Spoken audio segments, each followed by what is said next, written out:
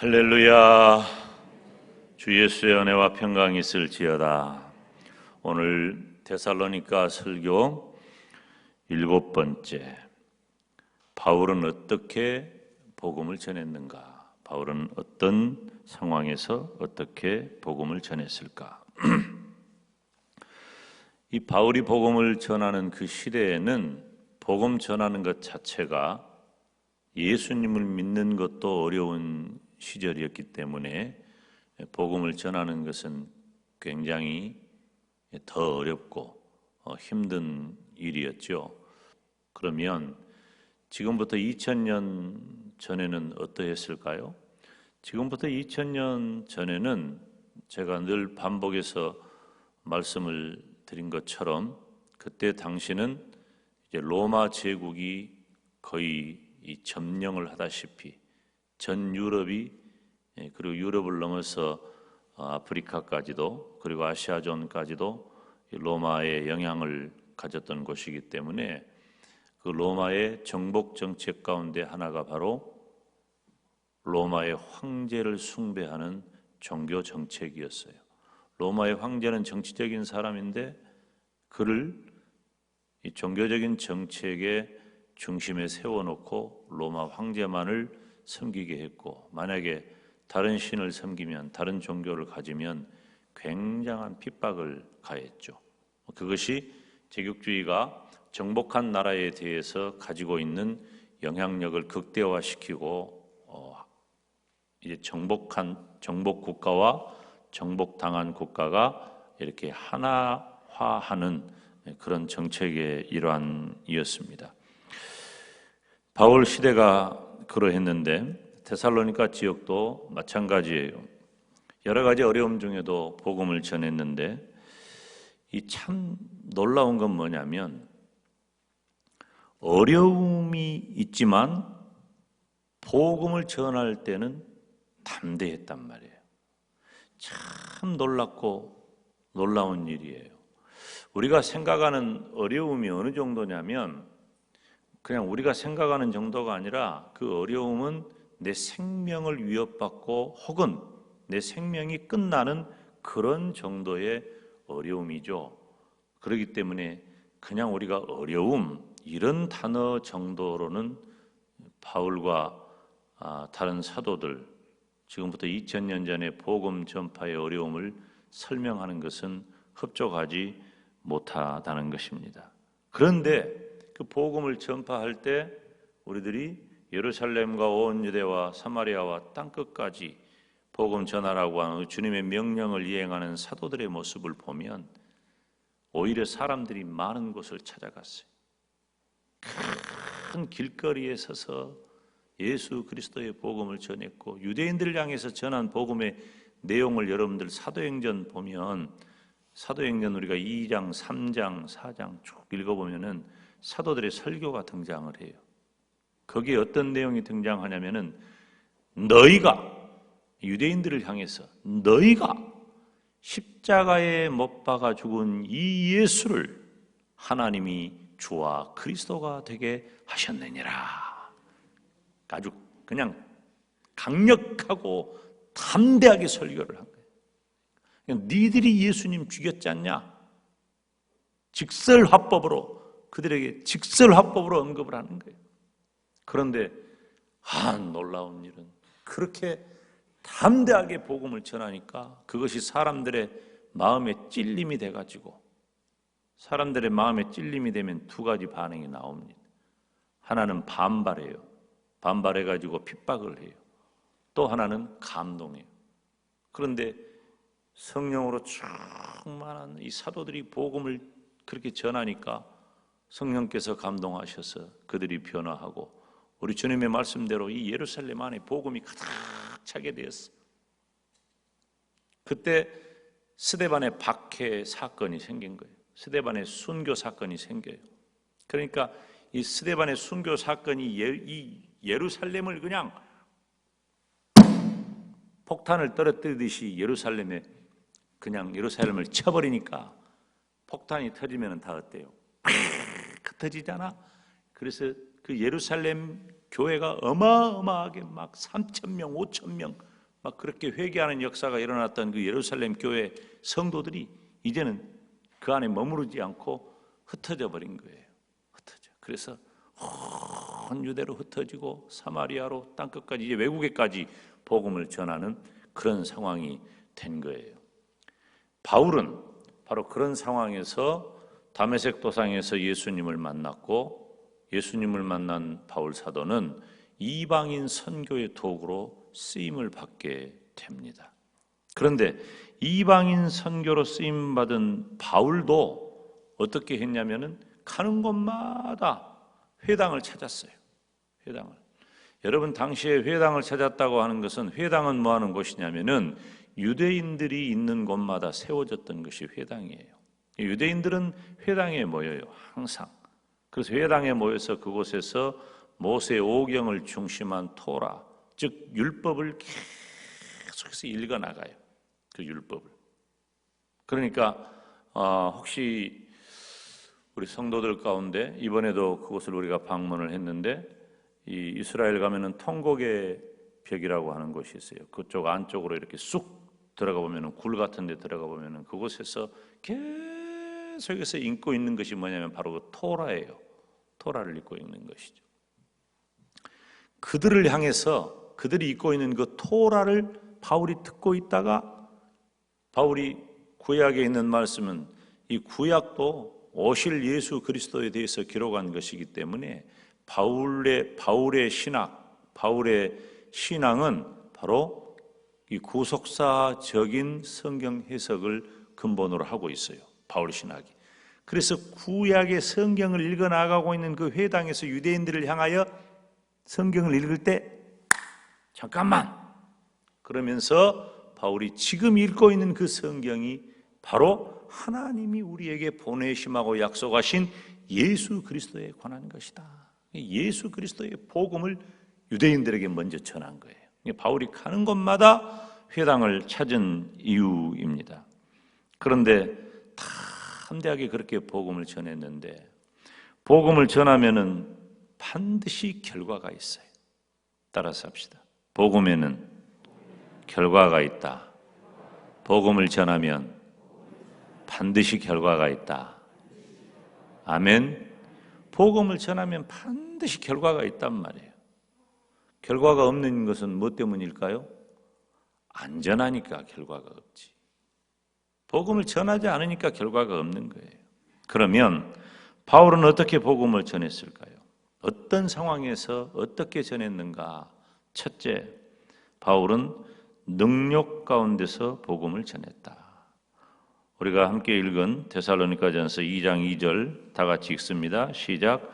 너희 아는 바와 같이 우리가 먼저 빌립보에서 고난과 능력을 당하였으나 우리 하나님을 힘입어 많은 싸움 중에 하나님의 복음을 너희에게 말하였노라. 아멘. 바울은 어떻게 복음을 전했어요? 멸시를 당하고 능력을 당하고, 거기 말씀을 보니까 고난과 능력을 당했다. 어디에서? 빌립보에서. 이 바울과 전도에 동행했던 그 실라가 능력을 당한 사건이, 그 고난과 능력을 당한 사건이 사도행전 16장에 보면 기록이 되어져 있어요. 바울이 빌립보에서 루디아를 만나서 세례를 주고 복음을 전하고, 그리고 그 다음에 이제 귀신 들려가지고 점치는 그 귀신 들린 여자를 만난 거예요.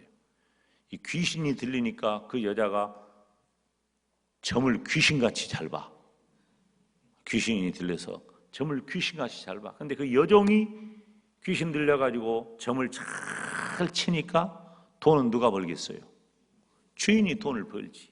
근데 바울이 그 귀신 들린 여자를 고쳐줘 버렸어. 귀신을 쫓아냈어. 귀신 들렸던 여자가 점을 칠 때 귀신같이 잘 보는데, 귀신이 떠나가면 그 여자가 어떻게 되겠어요? 그냥 귀신같이 못 맞춰. 그래가지고 이 여자가 이제 점치는 기능이 상실돼 버린 거야. 그러니까 그동안 수입원이 되었던 그 주인이 화가 난 거예요. 그래가지고 이 바울과 실라를 이제 모함하고 그리고 매를 때리고 고발을 하는 그런 사건이 생기는 거예요. 정상인이 된 여인이 점치는 기능이 없어져 버리니까 수입이 사라진 그 주인과 주변의 사람들이 이제 대노하게 된 것입니다. 바울과 실라는 참 희한하게도 귀신을 쫓아냈다는 이유로 옷이 벗겨지고 매를 맞고 채찍을 맞고 그리고 마침내 감옥에 갇히게 된 거예요. 이런 얘기를 해도 여러분들이 아주 그냥 전혀 문제없이 설교를 듣고 있는데 이게 엄청난 일이잖아요. 바울이 복음 전했는데 그리고 귀신을 쫓아냈는데 그것 때문에 오히려 매를 맞고 채찍을 맞고 감옥에 갇히게 된 거예요. 여러분, 옷이 벗겨지고 매를 맞고, 여기서 매를 맞는다고 하는 것은 죽을 때까지 맞는 거예요.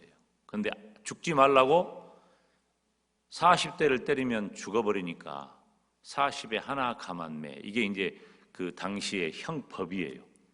죽이려고 그러면은 사형을 시키는데 안 죽이려고 그러면은 40에 하나 감한 것 39대만 때려라. 이것이 당시의 형법이에요. 그러니까 바울은 예수님의 복음을 전했다는 이유로 40에 하나 감한 매를 만든 거예요. 그리고 채찍에 맞는 거예요. 그리고 마침내 감옥에 갇히게 된 것입니다.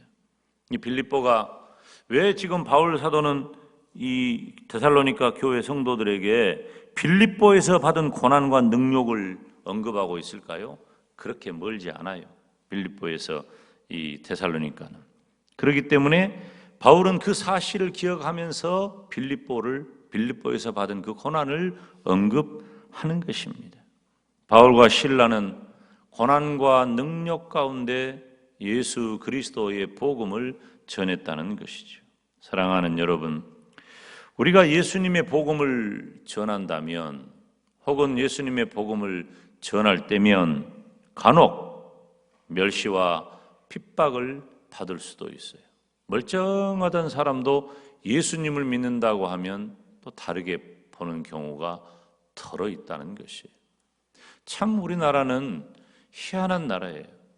지금도 우리나라는 예수님을 믿는다는 것이 그렇게 썩 다른 사람들에게 존경과 좋은 위치를 점하지 못해요. 근데 직분은 그렇지 않더라고. 직분은 목사라고 그러면 예수 믿는다고 하는 것과 나는 목사다라고 밝히는 것은 또 달라요. 우리 장로님들 경험해 봤잖아요. 내가 영광대교회 장로입니다. 그러면 장로라고 하는 그 직분이 가지고 있는 그 무거움을 그리고 그 소중함을 세상 사람들도 어느 정도 인정을 해요. 그러니까 여러분 봐요. 여러분 각자가 가지고 있는 교회 안에서의 그 직분을 소중히 여기시기를 바랍니다. 그리고 예수님의 복음을 전함에 있어서 우리가 내가 가진 직분에 대해 당당해야 돼. 교회 다녔어? 몰랐네? 이런 말 들을 정도로 살면 안 된다 그 말이에요. 우리가 내 직분이 드러났을 때 어쩐지 그런 말을 들을 수 있어야 돼요. 아멘? 우리들의 삶이 그 정도는 되어야 한다는 것입니다. 지금도 복음을 전하는 것 때문에 우리가 고난과 능욕을 당할 수가 있어요. 특히 가정에서 그래요. 가정에서 예수님을 믿는 것이 지금 시대가 자유로워졌다 할지라도 편하지 않을 수 있어요. 여러분 가정 가운데 혹시 내가 예수님을 믿는 것 때문에 그리고 예수님을 전하는 것 때문에 어려움을 만나지 않도록 기도하시기를 바랍니다. 그리고 그 어려움이 있다 할지라도 바울처럼 실라처럼 그 어려움 가운데서도 담대히 복음 전하시기를 주님의 이름으로 축원합니다. 방금 왜 울렸어요? 누가 왔다 그래요? 근데 이거 왜 울리죠? 누가 오면 울리나? 그냥 울려주는 거예요? 이거 알아. 재난 경우 내 전화도 그거 들어와요. 근데 왜 그게 울리냐 그거야. 누가 있으니까 울려요, 주변에? 그냥 경고를 하는 거예요. 난 또 누가 왔나 싶어가지고. 자, 능력 가운데 복음을 전했어. 바울처럼 저와 여러분도 담대히 하나님의 복음 전하시기를 주님의 이름으로 축원합니다. 우리가 복음을 전할 때 어려움이 예상돼도요, 담대하면 오히려 이겨낼 수 있어요. 담대하면. 두 번째로 바울이 어떻게 복음을 전했는가? 많은 싸움 중에 복음을 전했어요. 오늘 본문 2절 말씀에 보면 오늘 2절 중심으로 보는데 많은 싸움 중에 하나님의 복음을 너희에게 말하였노라. 바울이 복음을 어떻게 전했을까? 멸시당하며 복음을 전했다고 했는데 많은 싸움 중에 복음을 전했다. 핍박을 당했다 그 말이에요. 단순히 멸시를 당한 것이 아니라 핍박을 당했다. 그런데 복음을 전할 때 핍박이 따르는 것은 어쩔 수 없지만 복음을 전하는 일은 하나님이 가장 기뻐하시는 일인 줄로 믿습니다. 디모데전서 6장 12절 말씀을 우리가 다 같이 읽읍시다. 시작. 믿음의 선한 싸움을 싸우라. 영생을 취하라. 이를 위하여 내가 부르심을 입었고 많은 증인 앞에서 선한 증거를 증거하였도다. 아멘. 성도를 부르신 하나님께서 저와 여러분에게 믿음의 선한 싸움을 하라고, 즉 복음을 증거하라고 우리를 부르셨다고 하는 사실이에요. 여러분, 우리 예수님을 믿는 성도는요, 선으로 악을 이겨야 돼요. 선으로 악을 이겨야 돼요. 우리에게 다가오는 핍박이 예상된다 할지라도 우리가 예수 그리스도의 복음을 담대히 전하면 선으로 악을 이기게 되는 거예요. 어떤 핍박에도 굴하지 않고 승리하는 복음 전도자가 되기를 주님의 이름으로 축원합니다. 제 모교에 지금 천국 가신 권사님 한 분이 계신데요. 그 권사님은 참 예수님을 믿는 것이 어려운 분이었어요. 나중에 권사님 되었지만은 그 가정도 가난하고 어렵고 힘든데 남편은 무능해. 남편은 무능한데 희한하게 그 부인이, 그 권사님이 너무 성실하고 열심히 일하고 가정의 경제에 거의 다 기여를 해요. 그리고 자녀들을 다 돌봐요. 그런데 그 권사님이 하는 일 가운데 가장 중요한 일은 뭐냐면 예수님 믿는 일이에요. 교회 가서 새벽부터 기도하고 새벽 기도 끝난 다음에 바로 일 나가서 저녁에 돌아오고, 성실한 믿음의 사람으로서 최선을 다하며 사는데 그 무능하고 아무 일도 안 하는 남편이 다른 건 말 안 해. 교회 나가는 건 그렇게 반대를 하는 거예요. 교회만 갔다 오면, 교회만 가려고 하면 힘들게 하고, 교회만 갔다 오면, 그때는 여자들이 많이 맞았습니다. 요즘은 안 맞고 살잖아, 별로, 여러분이.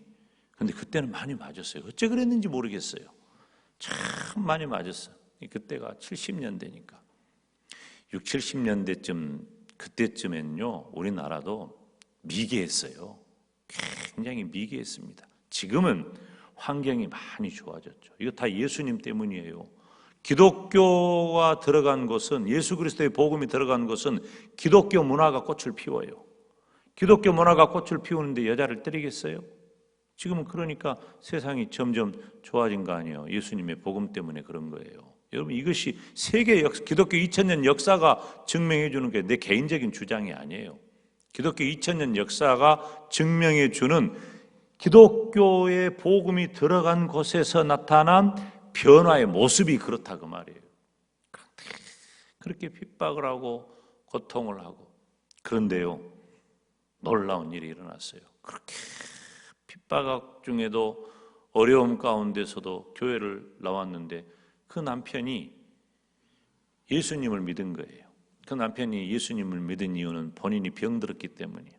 병들어가지고 예수님을 믿게 된 거예요. 근데 결국은 그 집안이 다 복음화되었는데 여러분 보세요. 우리가 인내하고 또 선으로 악을 이기는 마음을 가지고 끊임없이 우리가 예수님의 복음을 전하면, 따라서 합시다. 복음을 전하면 반드시 결과가 있다.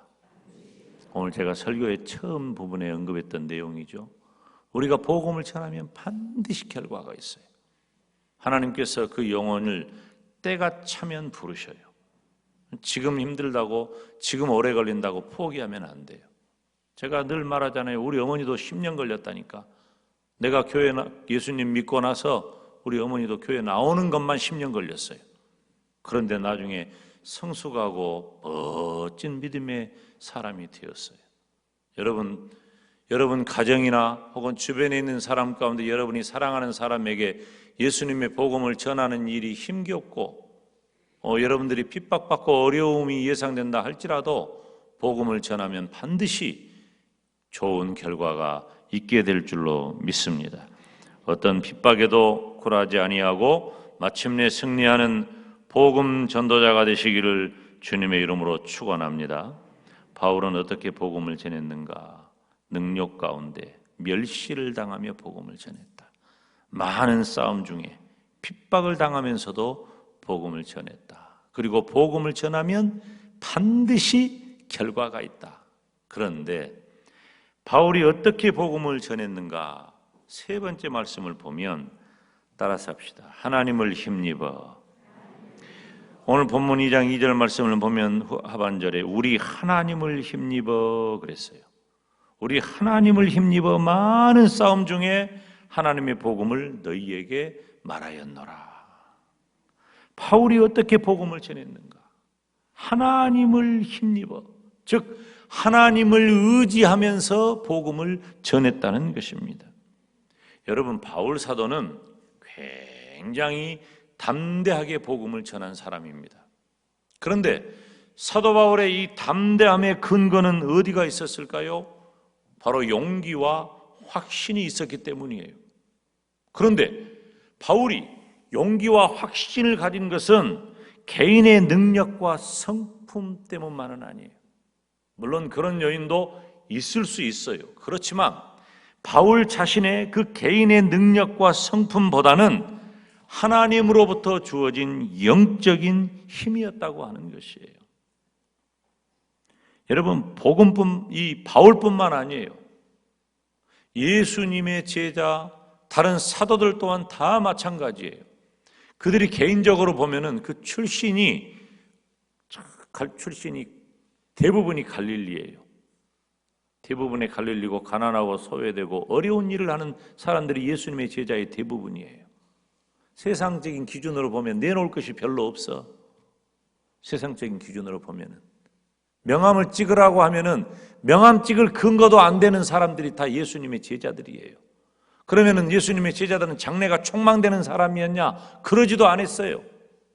평범하고 오히려 낮은 위치에 있는 사람들이 예수님의 제자였단 말이에요. 예수님이 그들을 불러가지고 고기잡이하는 그들을 불러서 나를 따라오너라. 내가 너희로 사람을 낚는 어부가 되게 하리라. 하나님이신 예수님께서 제자들을 요즘 말로 하면은 픽업하신 거예요. 요즘 말로 하면은 콕 집어가지고 스카웃 하신 거예요. 나 따라와. 내가 너희들 고기 잡고 있지. 사람 낚는 어부가 되게 할 거야. 그리고 예수님께서 3년 반 동안 제자들과 함께 지내시면서 수많은 이적을 보이시고 하나님의 말씀으로 가르치셨어요. 제자 훈련하신 거죠. 그런 그들이 3년 배웠으면 얼마나 그들이 견고하고 흔들림 없는 믿음의 소유자가 되었을까요? 그런데 예수님께서 잡혀가시고 재판당하시고 채찍 맞으시고 초롱당하시고 십자가에 못 박혀 죽으실 때에 제자들은 앞에 나설 수가 없었어. 다 숨어버렸어. 예수님이 십자가에 못 박혀서 완전히 죽어서 예수님의 시신을 수습해야 할 때도 아리마대 요셉과 니고데모가 예수님의 장례를 치렀지 예수님의 제자들은 다 멀찍이 보고 있고 숨었어요. 겁이 났어요. 그리고 예수님의 부활하심을 목격했음에도 불구하고 그들은 마가 다락방 안에서 숨어 지낼 수밖에 없어요. 예수님이 예루살렘 떠나지 말고 약속하신 것을 기다리라고 할 때 그들은 마가 다락방에 숨어 있어요. 오순절날 성령이 강림하니까 제자들이 완전히 바뀌게 된 거예요. 부활하신 예수님을 목격했고 예수님은 죽은 것이 아니라 다시 살아나셨음을 확신했고 오순절에 성령이 강림할 때 그들은 전혀 다른 사람이 된 거예요. 애초에 겁쟁이였고 애초에 출신 성분이 아무것도 아니었지만 그러니까 교회 안에 명함이 보잘것없는 사람이라 할지라도 교회는 무시하면 안 돼요. 하나님의 교회 안에는 다 평등한 거예요. 누가 더 높고 낮은 사람이 교회 안에는 있어서는 안 돼요. 교회 안에 한 가지만 필요해요. 하나님의 능력을 힘입으시기를 바랍니다. 하나님의 능력을 힘입었던 그 예수님의 제자들이 예루살렘을 뒤집어 엎어버린 거예요. 예루살렘을. 사도 바울도 마찬가지예요. 사도 바울도 예수님을 믿는 성도들과 제자들을 핍박하고 잡으러 가다가 예수님을 만났어요. 예수님 만나니까 한순간에 눈 멀어버린 거예요. 그 영광의 빛에 가려가지고. 그리고 그때부터 바울은 그가 가지고 있던 자랑하는 모든 자랑할 만한 것들, 부유한 가문, 그리고 가말리알 문화에서 배웠던 그 놀라운 학문들, 로마의 시민권, 이런 모든 것들을 다 내려놓고 산 넘고 물 건너서 예수 그리스도의 복음을 전하는 순례자의 길을 걸어가게 된 거예요. 그러니까 매를 때리면 맞고 조롱을 하면은 멸시를 당하고 그렇게 복음을 전했어요. 어떻게 그러면은 그런 상황 가운데서 바울은 담대히 복음을 전할 수가 있었을까? 바울 개인의 성품과 기질 때문이 아니에요. 그것도 물론 있었지만은 하나님으로부터 주어진 영적인 힘이 바울로 하여금 예수 그리스도의 복음을 전하게 한 줄로 믿습니다. 여러분, 복음을 전하는 것은 영적인 일이에요. 따라서 합시다. 복음을 전하는 것은 영적인 일이다. 하나님의 힘을 힘입어서 싸우는 선한 싸움이 바로 복음을 전하는 일이에요. 교회가 바로 그런 것입니다. 교회는 복음을 전하는 영적인 기관이에요. 하나님의 교회 안에서 이 영적인 기관인 영적인 일을 하는 교회를 인간적인 방법으로 생각하고 무엇을 하려고 하는 것은 마귀적인 거예요. 내 이성을 다 부셔버리고 하나님의 능력을 힘입으시기를 바랍니다. 그래서 기도해야 되는 거예요. 그러니까 내일 새벽에 나오세요. 내일 새벽에는 이번 주간에는 우리 서영문 목사님께서 계속해서 기독교의 교리를 설교하실 거예요. 우리 목사님들 준비 잘 합니다. 열심히 준비하고 신학교에서 배웠고 또 준비해서 시간 말씀을 전하니까 말씀에도 은혜 받고 또 함께 기도하면 얼마나 좋아요. 여러분, 하나님의 능력을 힘입는 것은 내가 얼마나 똑똑하고 잘나고 그런 것 아니에요. 헌신도 마찬가지입니다. 제가 목회를 하는 동안에 헌신하는 성도는 어떤 성도냐? 그가 가진 객관적인 지위나 위치나 가진 바가 결정하는 게 아니에요. 내가 얼마나 영적인 사람으로 살아가느냐가 결정하는 거예요. 우리들이 그러니까 주님의 몸된 교회 안에서 무슨 일을 감당하려고 할 때 다른 거 필요 없어. 다른 것은 하나님이 필요하면 다 붙여줘. 정말 중요한 건 뭐냐? 하나님의 힘을 힘입어 싸우는 것입니다. 사랑하는 여러분, 우리가 만약에 주의 일을 할 때, 특별히 예수 그리스도의 복음을 증거할 때 내 힘과 내 능력을 의지하면은 한계에 다다르고 지치게 됩니다. 교회 안에서도요, 인간적인 방법으로 무엇을 하고 하잖아요. 지치고 한계에 다다라요. 인간의 본성이 그래요. 번아웃 된다 그러잖아. 지쳐버려요. 지치고 그러면 나는 모르겠다. 손발 다 들어버리고. 그런데 하나님의 힘과 능력을 의지하면은 한계를 극복하게 되고 언제나 새로운 힘을 얻어서 승리하게 될 줄로 믿습니다. 하나님 의지하시기를 주님의 이름으로 축원합니다. 여러분, 우리가 예수 그리스도의 복음을 전한다는 것은 쉬운 일이 아니에요. 우리가 금년에 예수 그리스도의 증인이 되는 교회가 되게 해달라고 사도행전 1장 8절 말씀을 증거로 내 증인이 되리라 했는데, 우리가 공동체 예배를 드리는 것도 힘들 상황이 될 것을 누가 알았냔 말이에요. 그런데 지금이 기회예요. 지금이 기회예요. 내 믿음을 내가 추스리고 견고히 하고 내가 하나님의 능력을 힘입어서 예수 그리스도의 복음을 붙잡고 나아가면, 지금 한국교회가 위기라고 하는데, 여러분, 비가 와도 빗 사이로 막 가면 비 안 맞는 거예요.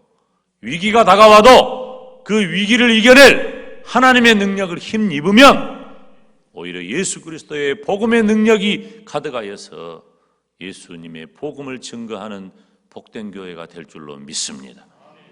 저와 여러분이 예수님 복음 전하는 일이 때로는 멸시를 당하고 때로는 핍박을 당할 수 있어요. 그러나 상황이 어렵고 형편이 어렵다 할지라도 하나님의 능력을 힘입으면 그 모든 일들을 하나님이 능히 이루실 줄로 믿습니다. 저와 여러분이 하나님의 능력을 힘입어서 바울이 전했던 그 복음을 이 시대에 나도 전하는 복된 은혜가 있기를 주님의 이름으로 축원합니다. 기도하겠습니다. 거룩하신 아버지 하나님, 우리가 예수님의 복음을 전할 때에 바울처럼 멸시를 당할 수도 있고 핍박을 당할 수도 있지만 하나님의 능력을 힘입어 예수님의 복음을 전하고 복음을 전하면 반드시 결과가 주어지는 줄로 믿사오니 우리 영광대교회와 모든 성도들이 한마음 되어서 하나님의 능력을 힘입게 하시고 예수님의 복음을 전하게 하여 주시옵소서. 예수님의 이름으로 기도하옵나이다. 아멘.